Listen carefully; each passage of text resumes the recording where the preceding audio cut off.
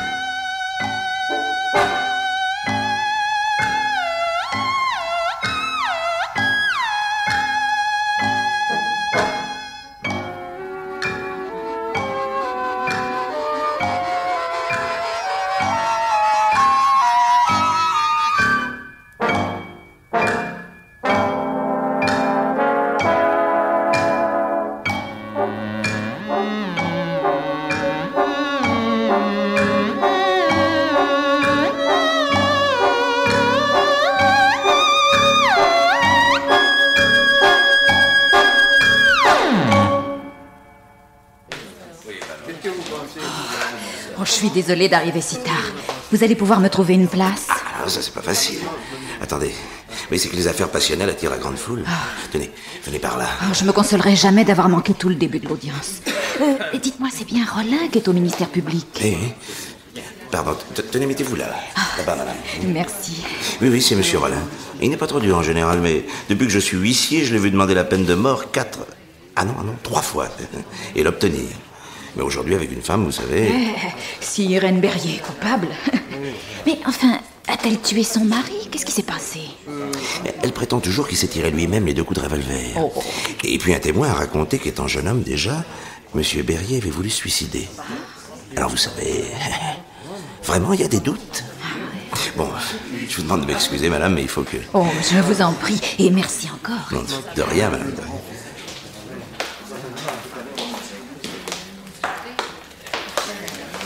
La cour!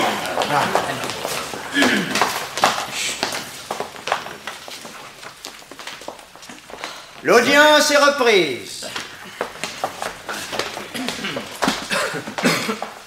Le Florence Vanier n'a pas encore été amené? La voiture cellulaire a du retard, monsieur le président. Bien.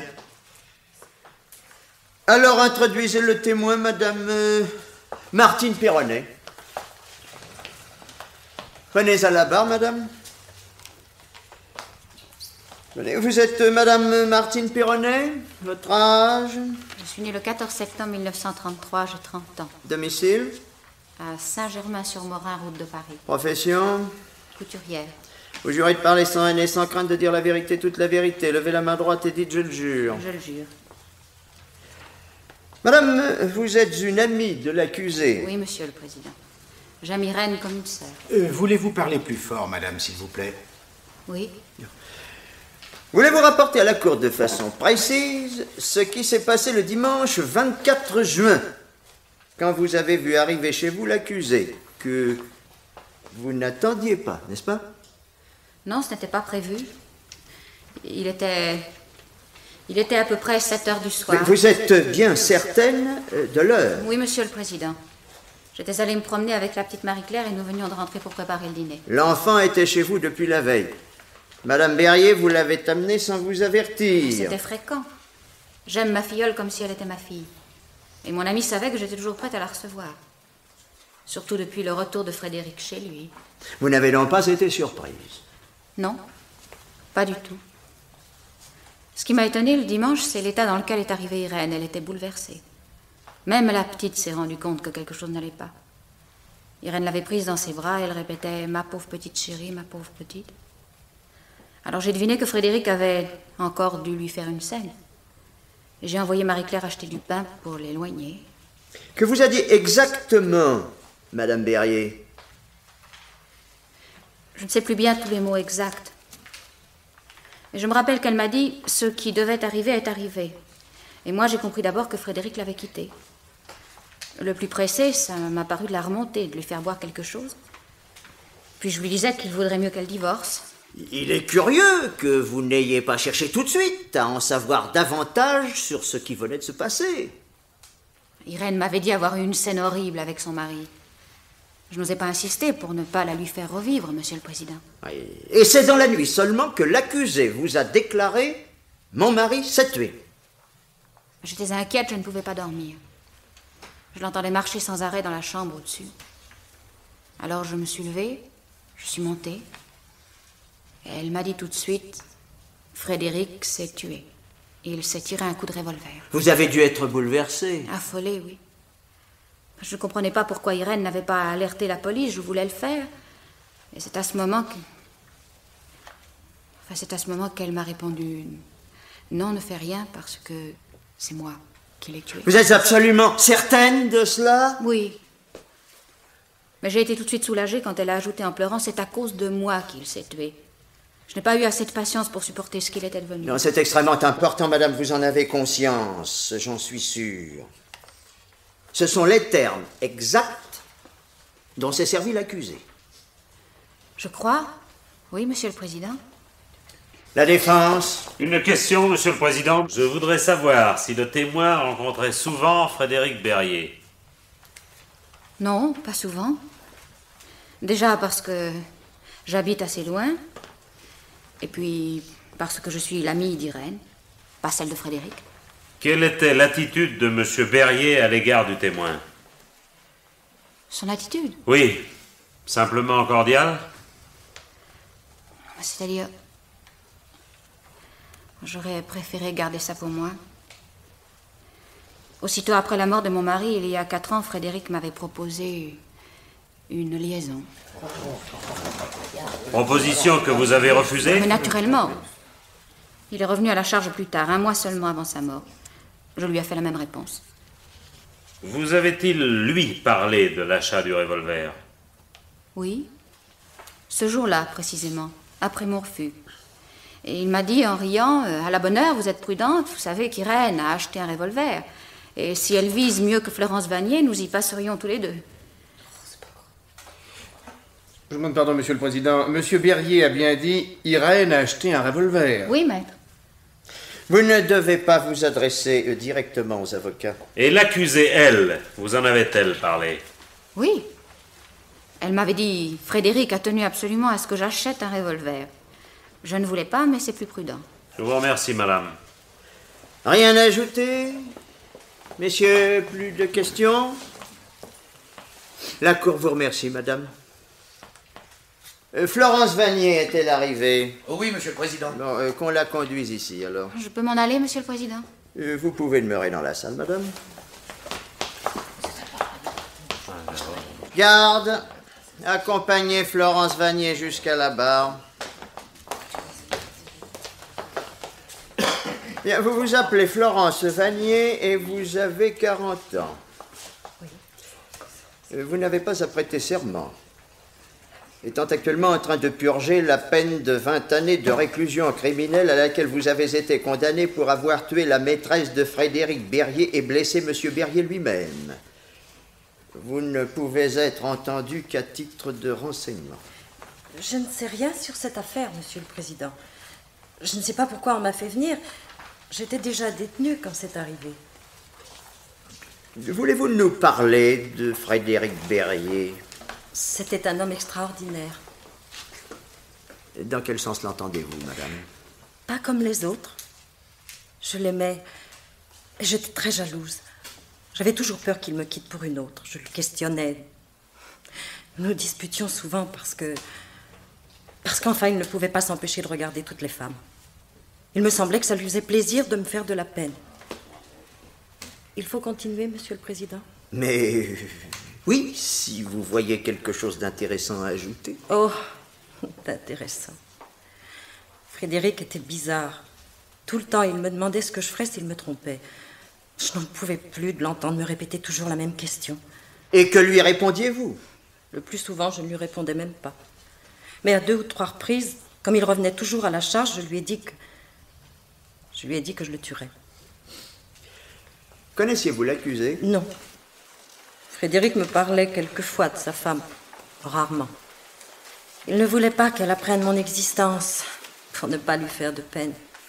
Il avait de ses délicatesses pour elle, mais pas pour moi. Oui, je vois mal l'intérêt de cette déposition pour la Cour. La défense, une question. C'est vous, maître Giquel, qui avez demandé que Florence Vanier soit entendue. En effet, monsieur le président. Je voudrais que Florence Vanier nous décrive le comportement de Frédéric Berrier immédiatement avant leur rupture. Je voudrais savoir s'il lui a caché qu'il la quittait pour aller vers une autre femme. Voulez-vous répondre à la question de la défense? Oui, monsieur le président. Frédéric a tout fait pour que je sois au courant. Lui avait-il dit de quelle femme il s'agissait? Oui. Une jeune fille qui était manucure. Elle habitait à Vaugirard. Il m'avait dit qu'il la rencontrait chez elle. Et avait-il précisé à quel moment? Oui. Et il m'avait donné l'adresse. J'étais d'autant plus jalouse. J'allais les guetter. Mais j'ai déjà tout dit au cours de mon procès à moi. Je remercie le témoin. Messieurs de la Cour, messieurs les jurés, l'intérêt de ces renseignements vous apparaîtra mieux tout à l'heure. Mais d'ores et déjà, ils éclairent d'un jour plus précis le portrait de Frédéric Berrier. Plus de questions, messieurs? Bien, garde. Emmenez mademoiselle Vanier. Voulez-vous maintenant appeler monsieur Claude Granger? Oui, monsieur le président.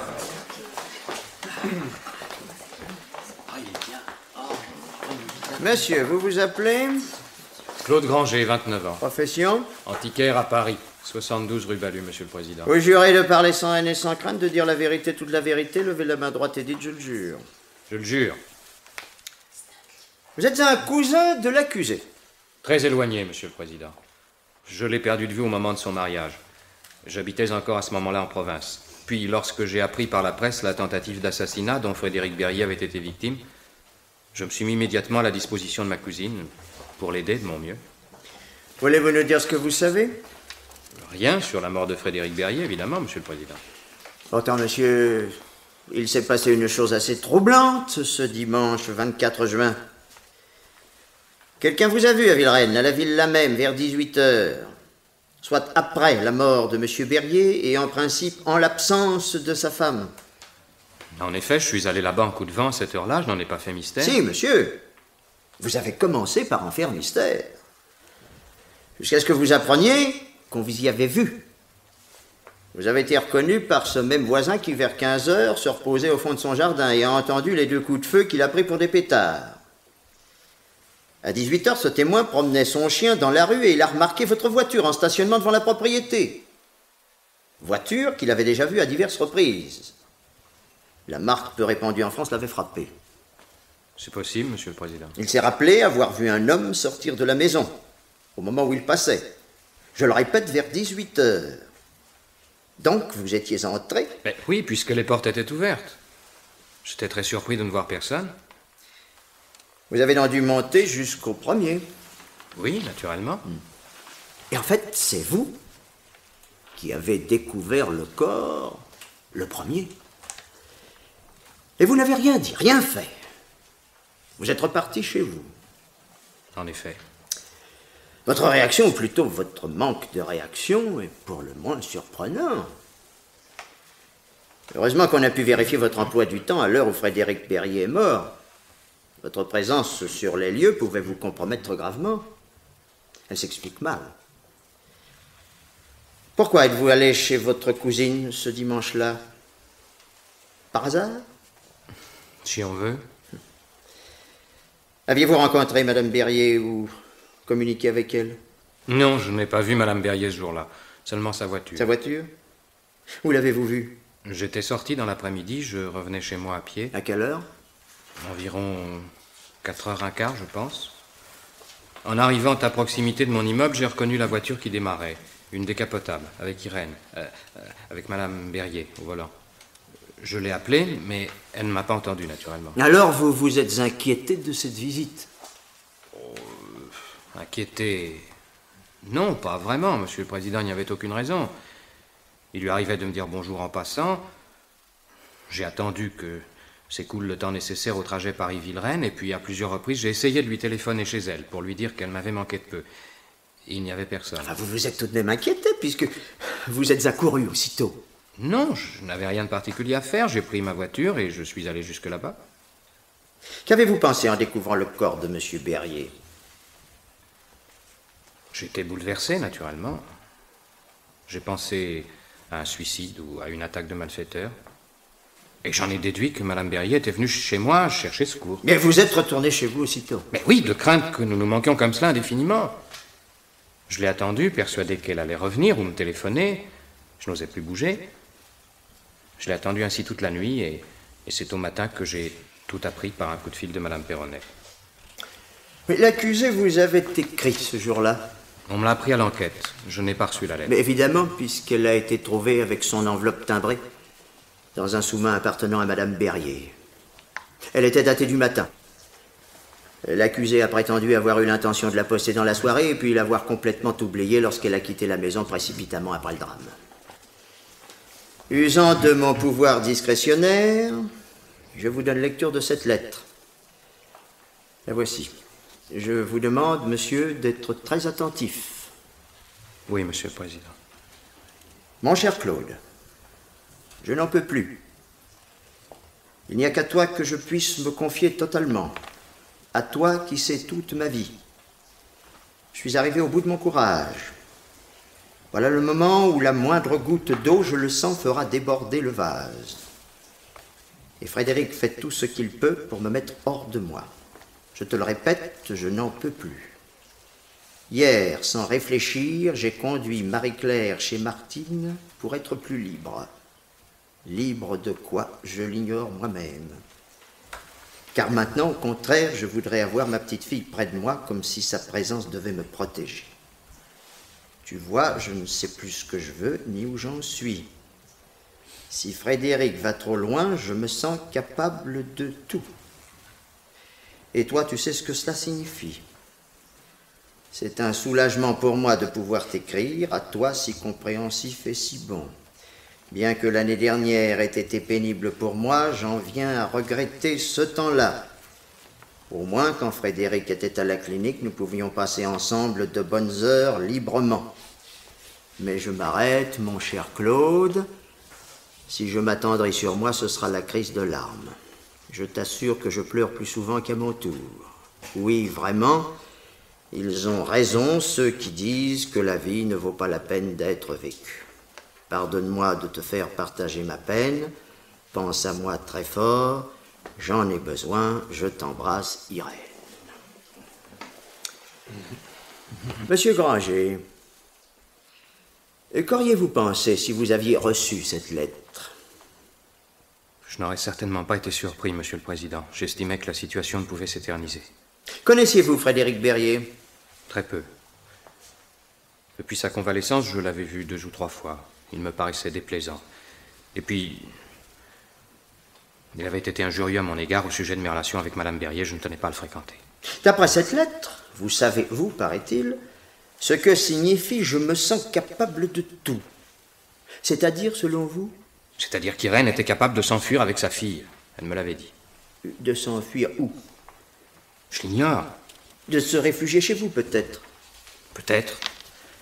Si elles étaient venues toutes les deux chez moi, je les aurais accueillies.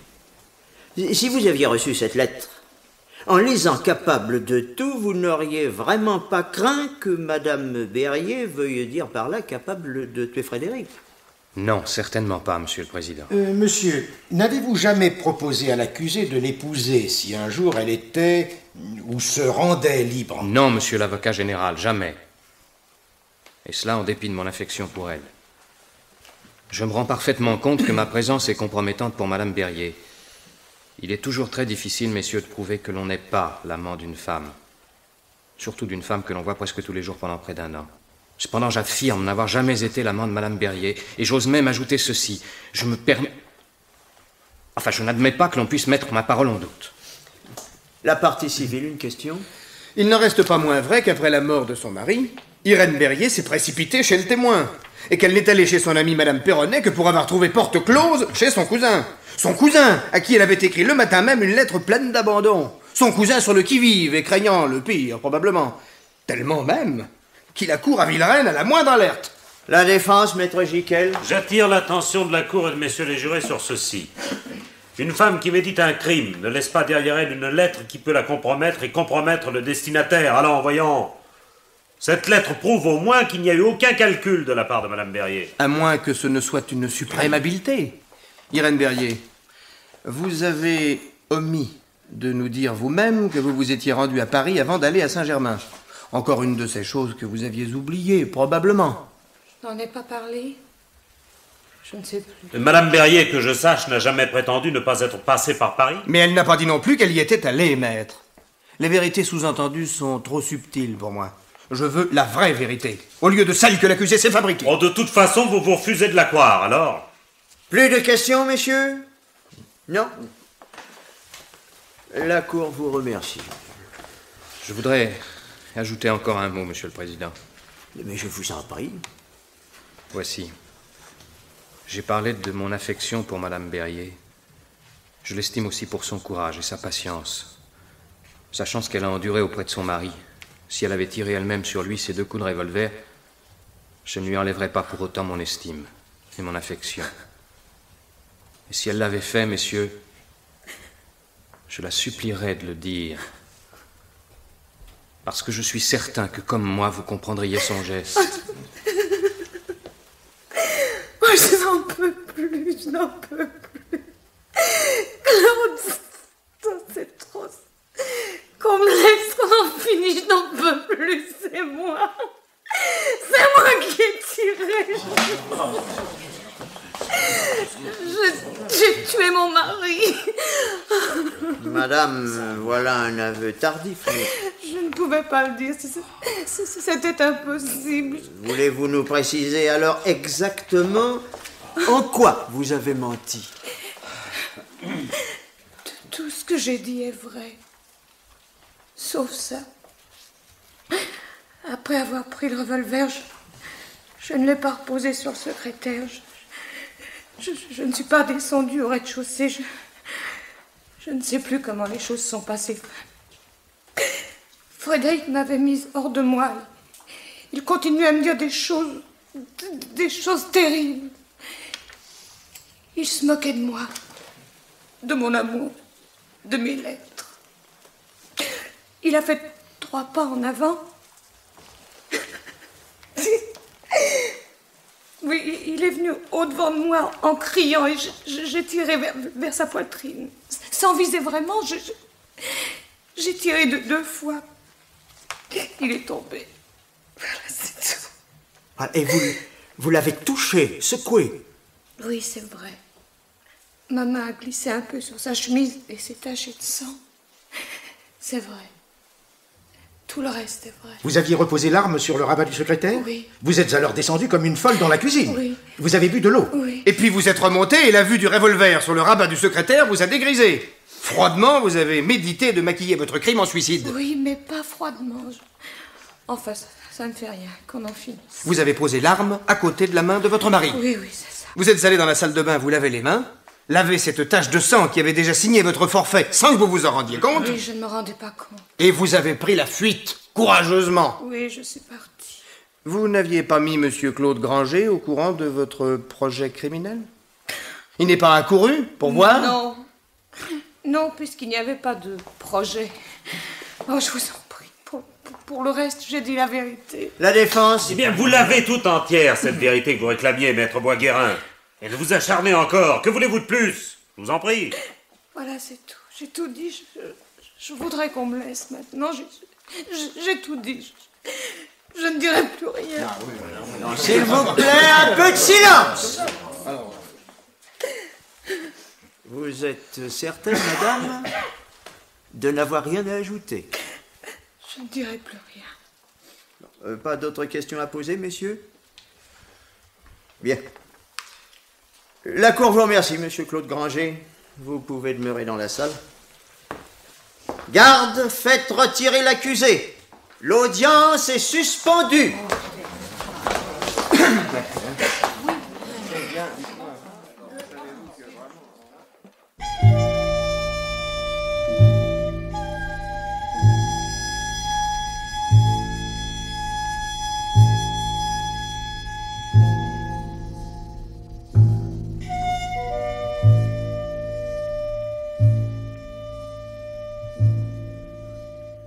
Je ne voudrais pas, messieurs de la cour, messieurs les jurés, en arrivant au terme de ma plaidoirie, me laisser entraîner par un désir de vengeance et réclamer un châtiment pour la coupable. Requérir ne fait pas partie des attributions de la partie civile. En vous rappelant les circonstances du crime, je vous ai fait connaître ce que je pense intimement être la vérité. Je répugne à mettre systématiquement la victime au pinacle. Aussi, Frédéric Berrier doit-il vous apparaître maintenant très simplement comme un homme dont la conduite certes ne fut pas toujours sans reproche, mais comme un homme en définitive ni meilleur ni pire que les autres. Cet homme, qui venait d'échapper à une dure épreuve, à la mort même, a été tué en pleine force, en pleine jeunesse, et il avait encore une fille à élever. Il faut s'en souvenir. Irène Berrier, exécuter son prochain n'a jamais rien résolu. Vous l'avez dit vous-même, vous n'avez pas eu assez de patience. Vous deviez en avoir. Vous deviez savoir qu'il est parfois difficile de vivre à deux. Vous avez tué pour vous libérer, et vous ne l'êtes pas. Vous ne le serez jamais. Vous ne le seriez même pas si par une aberration improbable, le jury ce soir vous acquittait. Vous partiriez d'ici libre, sans doute, mais vous seriez poursuivi tout au long de vos jours par certains souvenirs. Je vous observais hier lorsque vous nous avez fait enfin l'aveu de votre crime. Vous pleuriez, et à travers vos larmes, vous regardiez votre main. Messieurs, j'ai horreur de faire de la littérature, mais parfois je m'y réfère. Je n'ai pu m'empêcher de penser à Lady Macbeth. Ainsi, même pour vous, Irène Berrier, votre geste n'est pas payant. Messieurs de la cour, messieurs les jurés, vous allez vous réunir tout à l'heure pour de difficiles débats. Gardez présent à l'esprit qu'il s'agit de juger non seulement une criminelle, mais aussi un crime. Un homme qui ne demandait qu'à vivre a été tué. N'oubliez pas le fait lui-même, je vous en prie, pour sa mémoire. La parole est à monsieur l'avocat général pour son réquisitoire. Ma mission, messieurs de la cour, messieurs les jurés, ne consiste pas à accabler l'accusé. Je dois simplement vous apporter quelques lumières afin que vous jugiez réellement, en connaissance de cause. D'une part, nous avons des faits. D'autre part, des éléments d'ordre psychologique infiniment plus difficiles à apprécier. On a commencé par nous présenter la victime comme un mari bourreau insupportable. Et par contraste, l'accusée nous apparaissait, elle, sous les traits d'une victime auréolée de toutes les sympathies. Je vous mets en garde. Par bonheur, maître Boisguérin a su remettre au point ce portrait déformé en nous montrant un homme, ce sont ses propres mots, ni meilleur ni pire que les autres. Je préfère me répéter que d'être incomplet. Cependant, je pense inutile de revenir sur cette question. Messieurs, l'accusé nous a fait de son crime un aveu tardif, beaucoup trop tardif. Mais elle ne nous en a point avoué la préméditation. Or, elle a commis un assassinat. Oui, elle a médité son acte, et longuement. Tout nous porte à le croire.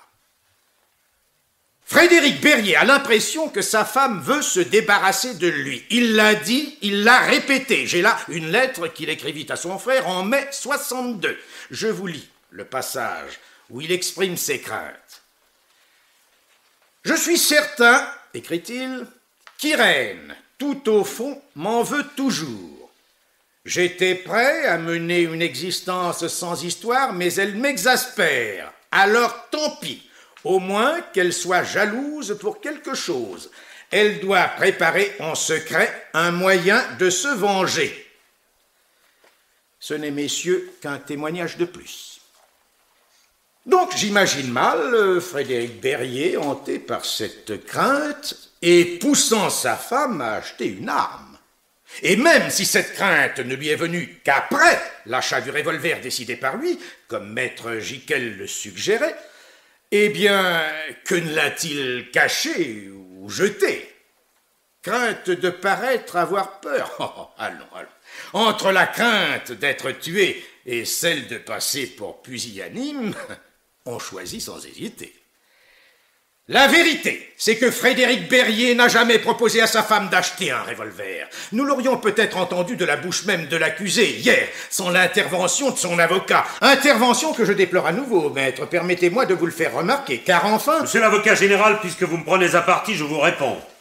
Vous me reprochez une intervention parfaitement légitime. Je prends la cour à témoin que je n'ai pas fait autre chose que mon devoir de défenseur. Votre devoir de défenseur ne consiste pas à couper la parole à l'accusé afin de répondre à sa place dans le sens que vous souhaitez. L'embarras d'Irène Berrier exprimait assez son incertitude. Non, pas son incertitude, monsieur l'avocat général. Elle hésitait parce qu'elle avait conscience que vous ne la croiriez pas. Et en cela, elle ne se trompait pas. Il est en effet difficile de croire que son mari lui a fait acheter le revolver. Et s'il en est ainsi, j'aimerais en avoir la preuve. Quand vous affirmez la vérité, c'est que Frédéric Berrier n'a jamais proposé à sa femme d'acheter un revolver, j'aimerais aussi que vous le prouviez, monsieur l'avocat général. Et autrement qu'en tenant des propos blessants à mon égard, comme vous l'avez fait hier. Mais je n'ai pas tenu à votre égard des propos blessants, mais... Oui, messieurs, enfin... je vous en prie. L'incident est clos. Pardonnez-moi, monsieur le président. Je tenais à mettre les choses au point. Voilà qui est fait, maître. Monsieur l'avocat général, veuillez reprendre votre réquisitoire. Bien, monsieur le président. Je persiste à penser, messieurs, que cette visite préalable de la victime chez un armurier, parfaitement incontrôlable, n'a jamais eu lieu. Car aucun armurier, vous vous en souvenez, n'a vu Frédéric Berrier. La réalité est beaucoup plus simple. Irène Berrier vous proposait, vous, d'acheter une arme sous prétexte de vous défendre contre d'éventuels cambrioleurs. Vous demandez une autorisation, vous l'obtenez, et faites l'acquisition du revolver au su de votre mari, précisément pour ne pas lui donner l'éveil. Le revolver est placé dans le secrétaire. Il le sait. Il peut, lui aussi, s'en servir à l'occasion. Rien de suspect, apparemment, dans cette affaire. D'ailleurs, je veux bien le croire, le désir de l'utiliser à des fins de vengeance n'est peut-être encore que très vague dans votre esprit. Et puis, peu à peu, ce désir se précise, messieurs, au fur et à mesure que la tension devient plus aiguë entre l'accusé et son mari. Ce qui devait arriver est arrivé, dit-elle à l'ami chez qui elle se réfugie. Ce qui implique qu'elle a déjà envisagé cette exécution. Ce qui signe, messieurs, la préméditation. Quant à sa fuite, qu'il était difficile d'admettre après un suicide, elle s'explique mieux après le crime. Et où se précipite d'abord la meurtrière? Chez Claude Granger. Il n'est sans doute pas son amant. Mais c'est de lui qu'elle espère tout secours. Et si elle l'avait trouvé chez lui, toute la face de cette affaire en eût peut-être été changée. Car à Claude Granger, tout de suite, sans avoir eu le temps de réfléchir, elle eût sans doute tout avoué. Quand vous vous êtes senti perdu hier, Irène Berrier, prise au piège de vos contradictions, ce sont les paroles de Claude Granger qui ont amené l'aveu sur vos lèvres. Parce que vous vous êtes senti acquitté par lui. Parce que vous attachez à l'estime de cet homme un immense prix, vous avez enfin dit la vérité. Je mesure à cela toute la tendresse du sentiment que vous lui portez. Et rien ne prouve que vous ne souhaitiez pas, au fond de vous-même, vous débarrasser d'un mari maintenant détesté pour pouvoir enfin refaire votre vie avec votre cousin. Mais cet homme, qui pourtant s'attendait au pire, c'est certain, cet homme n'était pas chez lui, messieurs, ce dimanche-là. Désemparée, la meurtrière cherche un autre appui, l'ami près de qui elle retrouvera sa petite fille. Et c'est durant le trajet, durant ces haltes dans la campagne, que l'accusé entrevoit la possibilité d'échapper à la justice et bâtit son plan. Irène Berrier s'est fabriqué une vérité. Elle s'y est tenue aussi longtemps que possible, avec une obstination extraordinaire. Peut-être avait-elle fini par y croire. Messieurs, un acquittement prononcé par vous ce soir donnerait le champ libre à toutes les épouses mécontentes ou excédées. Ce serait trop facile vraiment de tuer et de venir se poser en victime. Vous le rejetterez, comme vous rejetterez le sursis. Expier ne veut pas dire seulement réparer, cela signifie aussi apaiser. Irène Berrier doit expier et rentrer dans la vie apaisée. Aussi, je requiers de vous, messieurs de la Cour, messieurs les jurés, la condamnation à une peine de 5 ans de réclusion criminelle. Et en m'en tenant à ce minimum, je crois témoigner d'une particulière indulgence. Vous allez apprendre la responsabilité d'un jugement qui aura un grand retentissement étant donné la publicité accordée à ce procès. Je vous fais entière confiance. À vous qui vous êtes engagés par serment à juger suivant votre conscience et votre intime conviction. En homme propre et libre. Et je vous le rappelle, devant Dieu et devant les hommes. La parole est à monsieur l'avocat de la défense. Monsieur le Président, messieurs les conseillers, messieurs les jurés, Frédéric Berrier s'est suicidé. Certes, Irène Berrier, sa femme, a tiré sur lui 2 coups de revolver, elle l'a avoué. Cependant, Maître Boisguérin, vous avez dit de la victime, c'était un homme qui ne demandait qu'à vivre. En réalité, c'était un homme qui ne demandait qu'à mourir. Vous avez compris, monsieur l'avocat général, que je ne tenterai pas de noircir la victime.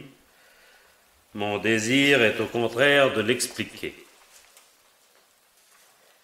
Voulez-vous vous reporter à la déposition du témoin, monsieur Jacques Le Breton, l'ami de Frédéric Berrier? Ce témoin nous a parlé d'un médecin, d'un psychothérapeute exactement, consulté par la victime au printemps 1962. Par M. Le Breton, j'ai pu avoir l'adresse de ce médecin, le docteur Jacques Thuillier. J'ai été reçu par lui ce matin, et messieurs, le secret professionnel ne pouvait tenir devant l'importance de l'affaire qui m'amenait auprès de lui. J'aurais prié la Cour de bien vouloir entendre le docteur Thuillier si celui-ci n'eût été en instance de départ pour Moscou. Un congrès de psychologie l'y appelle. En ce moment même, il vole vers la Russie. Mais il a bien voulu me faire parvenir une lettre. L'huissier me l'a remise tout à l'heure. Vous avez pu le voir au cours de votre réquisitoire, monsieur l'avocat général. Aussi, je vous prie de m'excuser de faire état de ce document si tardivement. Je regrette qu'il ne me soit pas arrivé plus tôt pour pouvoir vous le communiquer. Et moi aussi je le regrette, maître. Si cette lettre constitue une information véritablement intéressante, il est fâcheux que monsieur le président, monsieur l'avocat de la partie civile et moi-même, nous n'en ayons pas eu connaissance à temps. À l'impossible, monsieur l'avocat général, nul n'est tenu. Je déplore même que ce médecin, le docteur... quel est son nom? Le docteur Jacques Thuillier. Que le docteur Jacques Thuillier n'ait pu être entendu par la Cour à titre de témoin. La plus élémentaire courtoisie vous invitait à nous faire part au moins de cet élément nouveau, maître. Je déplore que vous ne l'ayez pas fait. Monsieur l'avocat général, vous avez pu entendre hier, comme toutes les personnes présentes au débat, le témoignage de monsieur Le Breton. Si son information donnée incidemment sur les rapports de la victime avec un médecin vous a paru secondaire, elle m'a semblé à moi d'un intérêt capital. Je n'ai empêché personne d'y attacher la même importance. Au moins auriez-vous pu nous informer de votre entretien avec le médecin? Pas avant de pouvoir produire cette lettre comme une preuve. Cette lettre que je vais vous lire maintenant si monsieur le président m'y autorise. Je regrette également de n'en avoir pas eu connaissance plus tôt, maître. Mais l'incident est clos. Voulez-vous nous lire les passages essentiels de cette lettre? Ensuite, vous la communiquerez à la Cour. Je vous remercie, monsieur le président. Voici ce qu'écrit le docteur Thuillier. Au début du mois d'avril 1962, incidemment, j'ai parlé avec M. Frédéric Berrier de la technique dite du rêve éveillé dirigé que j'applique régulièrement à certains de mes malades et qui est différente de la technique de la psychanalyse classique, plus rapide aussi. M. Berrier a manifesté aussitôt le désir d'en faire l'expérience par simple curiosité. En vérité, s'il refusait de passer pour quelqu'un qui a besoin de soins, il n'en sentait pas moins la nécessité de rétablir un équilibre compromis. De ce qu'il m'a confié, et surtout des 5 séances que nous avons faites ensemble, il ressort que Frédéric Berrier était un homme dominé par le goût de la mort, au point d'être habité depuis l'enfance par l'idée du suicide. Au cours de son ultime séance, les raisons de son comportement n'étaient pas encore apparues. Elles pouvaient aussi bien n'apparaître jamais. il m'eût été possible de le guérir sans que le choc initial fût précisé. Il a fait une première tentative de suicide à l'âge de 8 ans dans le pensionnat où ses parents l'avaient placé comme interne. Une pendaison manquée à la crémone d'une fenêtre de dortoir. Nous ignorions cela totalement, messieurs, et je suis certain qu'Irène Berrier n'en a jamais eu connaissance. Puis, à 19 ans, à la suite d'un échec à un examen, il a fait une seconde tentative en s'entaillant, mais insuffisamment, les veines du poignet gauche. Ce que nous avons d'ailleurs appris par le témoin, Madame Quentin. De son aveu même, Frédéric Berrier manquait du courage nécessaire pour la réussite de ses desseins. Mais il ne se rendait pas compte, je puis l'affirmer, de ce que son désir de mourir pouvait avoir d'anormal. Il ne se rendait pas compte, messieurs. Je vous prie de vous en souvenir. Je poursuis. À l'âge de ses premières aventures, son désir de la mort et son désir de la femme se confondent. Son donjuanisme particulier s'explique plus par cette recherche de la mort que par la recherche de l'amour. Je serais parvenu très probablement à substituer à cette habitude morbide des réflexes bien adaptés qui auraient redonné à Frédéric Berrier un comportement tout à fait normal. Suivent des considérations d'ordre plus scientifique sur les procédés employés dans le rêve éveillé dirigé pour explorer l'inconscient des sujets. Messieurs, je vous fais passer cette lettre qui est, à mon sens, le document le plus précieux de cette affaire. Pardon. Merci. Ainsi, nous voyons maintenant se dessiner dans sa vérité Frédéric Berrier. La pressentant déjà, cette vérité, sans pouvoir étayer ma conviction de façon concrète, j'ai posé hier au médecin expert, le docteur Lamotte, une certaine question. Souvenez-vous-en, messieurs. Une question relative aux victimes qui, souhaitant pour une raison ou une autre quitter la vie, poussent en toute conscience quelqu'un au crime. Le docteur Lamotte l'a reconnu, cela se rencontre parfois. Eh bien, je l'affirme, Frédéric Berrier a amené sa femme à le tuer, mais chez lui, ce désir est demeuré inconscient. Veuillez vous souvenir des dépositions de ses anciennes maîtresses, et particulièrement de celle de Florence Vanier que nous avons vue à cette barre. Les interrogatoires des autres femmes ont été consignés au rapport, et de tous ces témoignages, il ressort, et là je le dis sous le contrôle de la Cour qui a le dossier entre les mains, il ressort que Frédéric Berrier s'arrangeait toujours pour rendre follement jalouses toutes ses maîtresses, et il les choisissait d'ailleurs extrêmement jalouses et vindicatives. Question pour lui rituelle, il leur répétait « Que ferais-tu si je te trompais ?» pour s'entendre répondre « Je te tuerai ». Frédéric Berrier a persécuté sa femme de toutes les manières. Il l'excite elle aussi à la jalousie. Et enfin la pousse à la révolte en l'accusant à tort d'avoir des relations déshonnêtes avec son cousin Claude Granger. Accusé à tort. Ah, d'instinct, il a trouvé le point sensible. L'injustice, dont elle a gardé, on nous l'a dit, une horreur quasi enfantine. Aucun témoin ne peut confirmer le caractère odieux des scènes qui éclatent fréquemment entre les deux époux. Vous l'avez souligné, monsieur l'avocat général. Et que peut-on à cela ? Ces sortes de scènes n'ont-elles pas lieu généralement dans l'intimité? Et comment s'en étonner? Monsieur l'avocat général, vous voyez l'indice d'un désir de vengeance dans la réaction de Madame Berrier lors du premier drame. Dommage qu'elle l'ait raté. Cri du cœur, avez-vous dit? Sans doute. Celui d'un cœur atteint au plus sensible. Rien d'étonnant à ce qu'elle ait manifesté quelque mépris à l'égard d'un homme qu'elle avait aimé et qui lui apparaissait soudain si peu estimable. Sa générosité n'est pas une façade. Pour tout effacer, il faut vraiment qu'elle soit généreuse, car il ne s'agit pas chez son mari d'une aventure accidentelle, et guérie, il menace de recommencer. Combien de femmes auraient supporté cela, même pour assurer la tranquillité de leur enfant?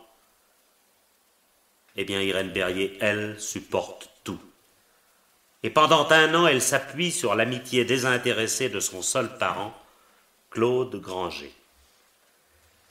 Songez que si elle avait quoi que ce soit à se reprocher quant à leurs relations, elle vous les aurait cachées. Et c'est encore à Claude Granger qu'elle écrit la lettre émouvante que vous connaissez. Non, messieurs. Non, quand on projette froidement un crime, on n'écrit pas une lettre aussi compromettante. Irène Berryer se voit encore reprocher le choix de ce dimanche de solitude. Mais il n'y a pas de choix. De même que Frédéric Berryer court vers l'accomplissement d'une destinée qu'il provoque sans le savoir, de même sa femme participe à cet accomplissement sans comprendre. Le quartier est désert. Maria Quentin est absente. Marie-Claire a été conduite chez sa marraine à l'improviste la veille, comme cela arrive très souvent, on nous l'a dit. Eh bien oui. Ce sont là de petits faits tout naturels. L'enchaînement de ces faits aurait pu se présenter autrement, mais peu importe. Il y aurait toujours eu un moment où Frédéric Berryer aurait provoqué la colère de sa femme. Il ne demandait qu'à poser des banderilles. Un prétexte en valait un autre. Prétendre vouloir brûler, et avec quel mépris, quelle vulgarité, les lettres d'amour et les photos, c'est bien jouer le jeu le plus dangereux. Ces lettres qui se trouvent précisément dans le secrétaire, comme le revolver. Il le lui désigne, il la pousse à bout, l'injurie. Et l'on reproche à Irène Berryer d'avoir quelques défaillances de mémoire à propos de ces minutes terribles. Mais elle était hors d'elle-même. C'est dans un geste inconscient qu'elle a tiré. Aujourd'hui, cette femme pleure, accablée. Elle regrette. Et elle demande pardon par ma voix. Je répugne, Monsieur le Président, Messieurs les conseillers, Messieurs les jurés, à faire du mélodrame en vous parlant d'Irène Berryer et de sa petite Marie-Claire. Vous me connaissez comme un ennemi des effets oratoires. L'opinion publique compare souvent une cour d'assises à un théâtre, en flétrissant le côté un peu spectaculaire, certes, de l'appareil judiciaire. Ce mot de théâtre me gêne quand je pense que dans ce drame, la liberté du personnage principal est en jeu. Je n'ai pas, voyez-vous, l'impression de plaider. Il me semble que, très simplement, je converse avec chacun de vous. Et à chacun de vous, je dis ceci. Il y a quelque part dans Saint-Germain une enfant de 10 ans qui sait seulement que son père est mort et qui ignore tout de cette triste affaire. Elle attend le retour de sa maman partie pour un très long voyage. Pensez à l'avenir de Marie-Claire. Vous avez demandé, monsieur l'avocat général, qu'Irène Berryer expie et s'apaise. Expier, c'est déjà fait. Elle n'a pas déposé de demande de mise en liberté provisoire. Elle aurait pu le faire. Mais non. Elle a vécu déjà journée après journée, nuit après nuit, 16 mois de détention. Le temps de réfléchir, de regretter. Il arrive souvent que la vie ne distribue pas aux êtres humains un très beau rôle. Oh, je n'ose vous parler de fatalité, et pourtant, c'est une mauvaise chance que d'être un Frédéric Berryer victime ou une Irène Berryer victime elle aussi. Car il fallait nécessairement une Irène à l'achèvement du destin de son mari. Si par un acquittement pur et simple, vous permettez ce soir à l'accusé de sortir libre de cette épreuve, vous rendrez bonne justice. Je vous le demande, cet acquittement. Je vous le demande, messieurs, pour faire échec à la mauvaise chance d'Irène Berryer.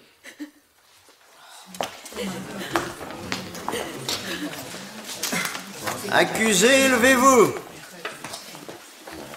Avez-vous quelque chose à ajouter pour votre défense? Non, Monsieur le Président, non.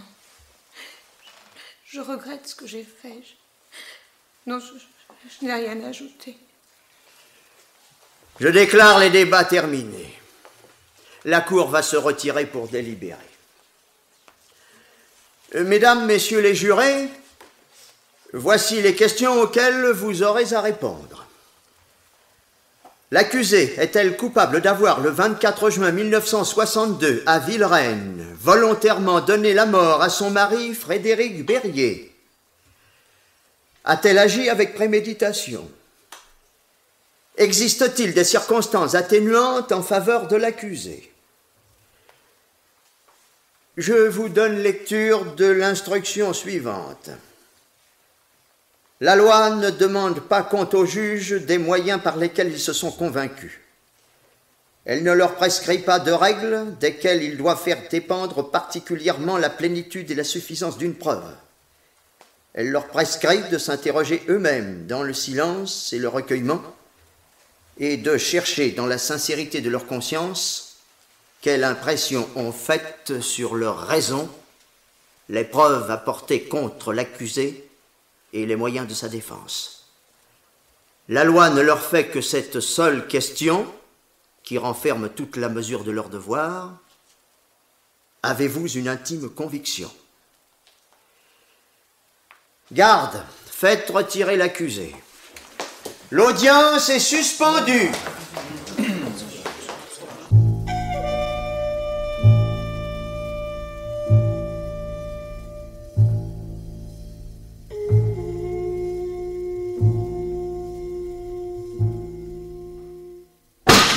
La cour!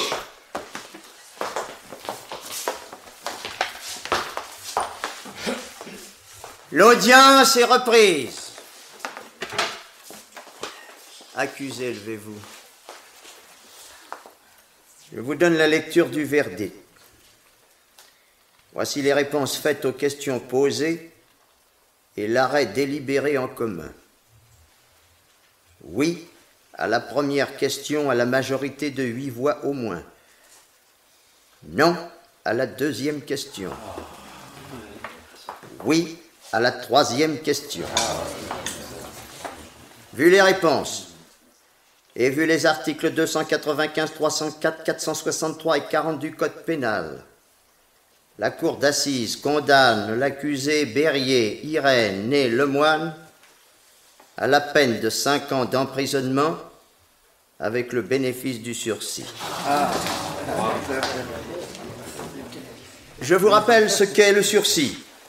Si dans un délai de 5 ans, vous n'encourez aucune autre peine, vous ne ferez pas celle à laquelle vous venez d'être condamné. Condamné. Madame, je vous avertis que vous avez 5 jours francs pour vous pourvoir en cassation contre cet arrêt. Passé ce délai, vous n'y seriez plus recevable. La Cour va maintenant se retirer et revenir pour juger en tribunal civil sur les dommages-intérêts demandés par la partie civile.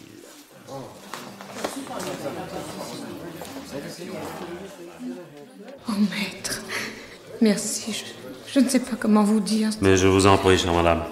Je suis très heureux. Pendant la suspension d'audience, votre cousin Claude Granger m'a chargé de vous prévenir, pour le cas où vous seriez libre, qu'il vous rejoindra tout à l'heure au greffe du tribunal. Ah, il viendra. Merci. Mais est-ce que je vais pouvoir vivre, moi, maintenant?